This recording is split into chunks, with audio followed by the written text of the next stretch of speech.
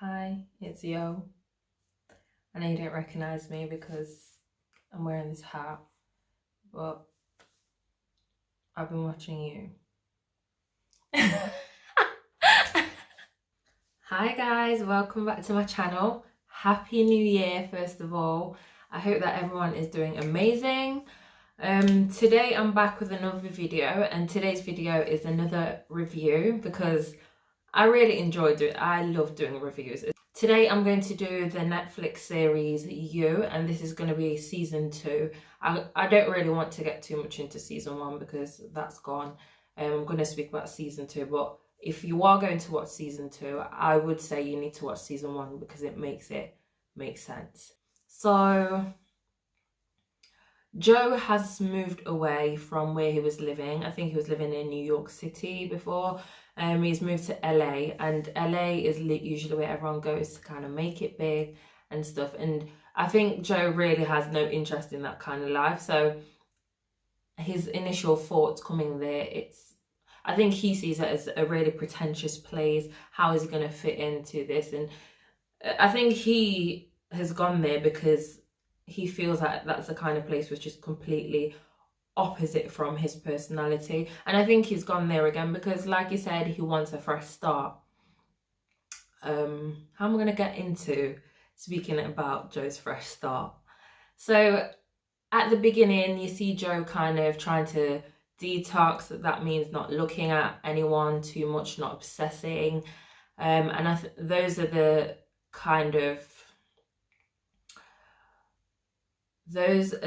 measures he started to take now, so he can not kind of get close to someone and hurt them again, which only works for a little while because we then see Joe meet Love, who he gets a job in her family's place. So he starts to form a relationship with her. Compared to season 1 and season 2, I feel like Joe has done really well. I don't want to be a person empathizing with him, but empathizing with a murderer. And to be honest, I like Joe. I like him as a character. In real life, I wouldn't be fond of Joe. I wouldn't be supporting Joe, but it's a series, and that's the point of a series. I think a lot of people are like, he's a murderer and we can't support him. Why does everyone like him? But let's all be real. We all like Joe. A lot of us like Joe. And I think when Penn Badgley came online and he was like, why are you all supporting me? I'm a murderer. You support... Everyone started to kind of change their mind. But I'm going to stick to it. I like Joe's character. I like Joe. There's parts of him that I really like, and there's other parts of him where I think, babe, get some help. But I do like him. I like him because the human side of him really wants to do well. Like, he really wants to do good. He wants to be the best version. He wants to find love. I love that. I love how they've put her in there. She's called Love because Joe is looking for love. But he wants to do well. But at the same time, like with everything we're trying to do in this life, it comes with its ups and downs. And I feel like Joe really... I think he was doing really well this time. And I think the reason why this season was good is because it kind of started to show us a little into his beginnings, so like his childhood. And I feel like his childhood explains a lot of why he is the way that he is. I think season 1, I just thought he was a lunatic that was just obsessed with one girl, and it kind of went wrong and his psychotic side started to come out, but it's really not the situation. I feel like Joe he's got some form of,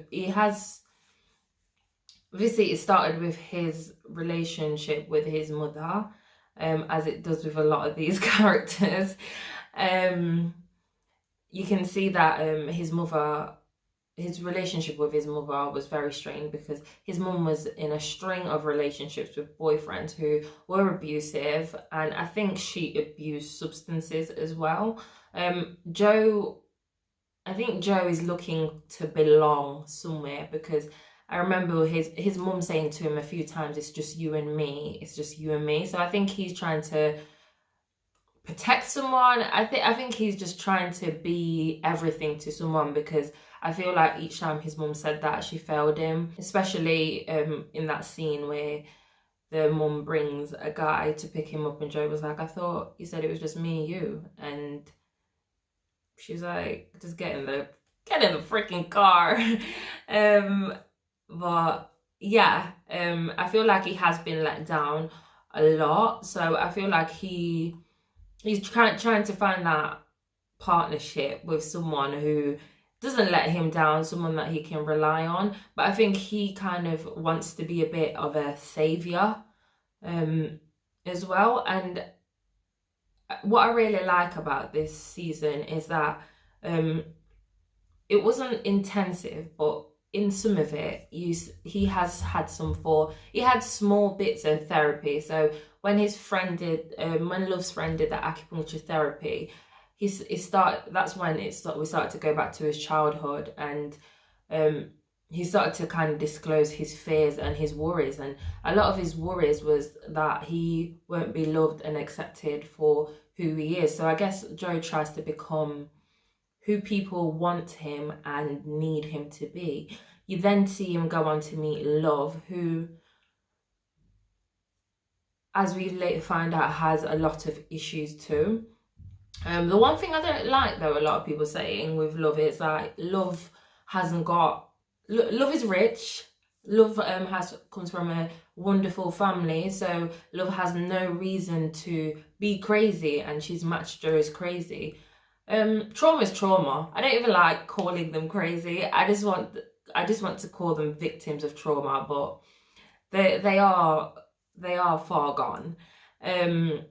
Okay, so a lot of people are saying that Love hasn't really got a reason to be upset, doesn't have a reason to be crazy. She's just crazy for the sake of it, and I don't believe that's true at all. I feel like Joe's trauma is valid, and we can... it kind of... I feel like it kind of explains why he behaves the way he does, and you can use that to kind of vouch for... the way he acts. But also, I believe that Love's trauma is just... it's not the same. It's not... she may not have seen violence and so on, but trauma is trauma. And psychological trauma in children especially, it runs deep and it carries on for a long time if it's not sorted out. So, or if it's not... if they don't get the proper help psychologically that they need. And I think that with Love, I feel like Love has come from a very traumatic home. When her parents do that wellness weekend where they go and you see them kind of doing yoga all weekend, eating healthily, blah blah blah, you see they're there, but they kind of frown upon it. You can see her brother 40. It's like a ritual, because Love said that her brother 40 is going to come to the thing. He's going to bring a new girlfriend, which he does bring, and his dad's going to reject him, his new girlfriend. His dad's going to reject, like, the person that he's wanting to be again. So what you see, they have a constant cycle, which is an unhealthy cycle, where their family has a lot of rejection of the children going on. And what we later go on to see is that the dad constantly cheated on their mom. Cheating might not be a big thing to some people, but I can imagine if you're growing up in a home where your dad's constantly hurting your mom emotionally, it might not be physically, the trauma might be just as much as what Joe saw. It just looked very different. And yeah, then we later go on to find out that when Love goes for dinner with her mum, my mum's like, "Love, he's cheating on me again." But that's crazy, because Love's mum kind of treats Love like her girlfriend a bit, so there's no boundary in their house. There's no boundary in Love's family home, as you can see from some of the clips that we've seen. But for you, because I couldn't see my mum saying he's cheated on me again, because I'd only go to probably a close friend and say, you know, he's cheated again, because I think a lot of people want to protect their children. So I found it really strange that the mum was like offloading to Love like I was cheated again, and Love just took it as something she's used to. So I think the way she behaves is just as valid as the way that Joe behaves. It's not right, but it's valid based on their upbringings. And another thing which I found really strange as well, really strange, is after Love had that moment where she got really drunk, she saw Joe, and that's when he took acid, and then he had to go. But then she was late. This was a scene where Love was laying in her mum's lap, and she was having a conversation with her mum, and her mum was like comforting her. Her mum said something along the lines is like, when you have children, I've actually written it down. Her mum said, when you have children, when they need you like you need me, it's no longer so hard to love them. Which insinuates that she has found it hard to love her children. She kind of can only love them when they're needy, but she can't love them as they are, basically. So this whole thing is about acceptance, because when you see Joe do that, the acupuncture, the guy was saying no one's going to accept him. Joe's fear is that he's not going to be accepted for who he is, the real him. And that's based on a lot of things he's gone through. Also, you have Love, who has a mother, which clearly is saying that she doesn't love Love for who Love really is, or is insinuating that she finds it hard to love her daughter for who she is, but loves her when she kind of is a bit more vulnerable.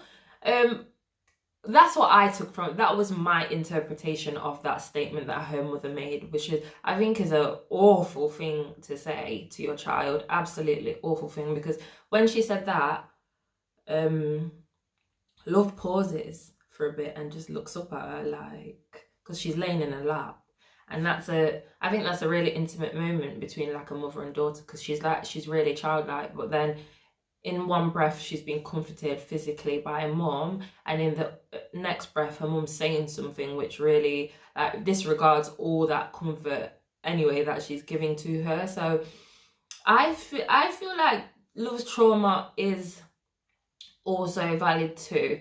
The one thing that was a bit odd for me, and what made me look at Joe in a different way, was the ending, when he comes near to the fence and he looks through the fence and he sees someone. For me, that was quite disappointing, and obviously that's my expectation that I've put on that character. I was under the impression that Joe wanted to fall in love. In the first season he had Bex, and I thought he loved her, but because of her behaviour, because Bex did hurt him. Again, what he did to her was not right at all, but I thought that just went wrong, and I thought that when he moved to LA, he just wanted to make it right. I know he's had a string of girlfriends, but I just kind of saw it as he's looking for the right person to kind of get things right with, and it isn't so. Joe is constantly searching. So when he looked through the fence and saw another woman, he was like, his eyes were open. So Joe is ready to kind of find someone else. And for me, that was a bit sad, because I thought his pursuit was about love. Not the character Love, was the pursuit about loving someone, finding someone.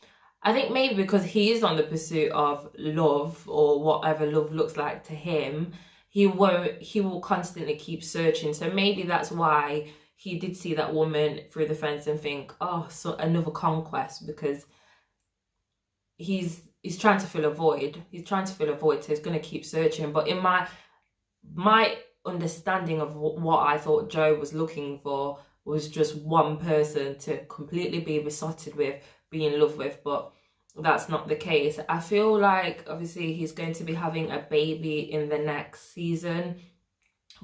I really want to see how that turns out. Again, the one thing I like about You is, I know it's focused on Joe and his behavior and the things he does, but I feel like it for me, it's symbolic of how family can impact you, and how your beginnings can have a massive effect on you.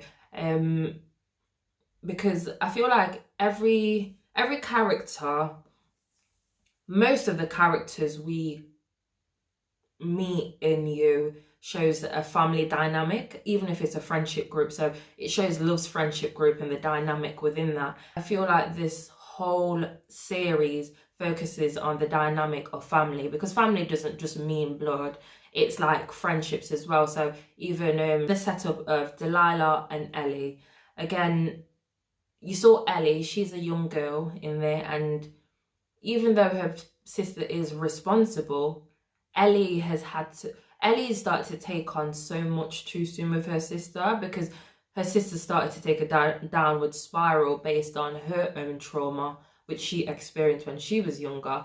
And now Ellie has started to kind of take on too much too soon, which is later going to end in some trauma because she's lost her sister now. It's just a vicious cycle of how family impacts each other, and how young it can start, and how far it can go if it's not dealt with. I don't know if that makes any sense. So what I'm trying to say is the young boy in the first one, again, he came from a traumatic home, which looked very much like Joe's beginning. Joe tried to help him, but then really, I feel added a lot more trauma to that kid's life, because yes, his mum was being abused, but now he sees Joe, who he knows Joe is a murderer, because when he opened the door, he saw Bex, and then it kind of opened another door for that kid to see something wrong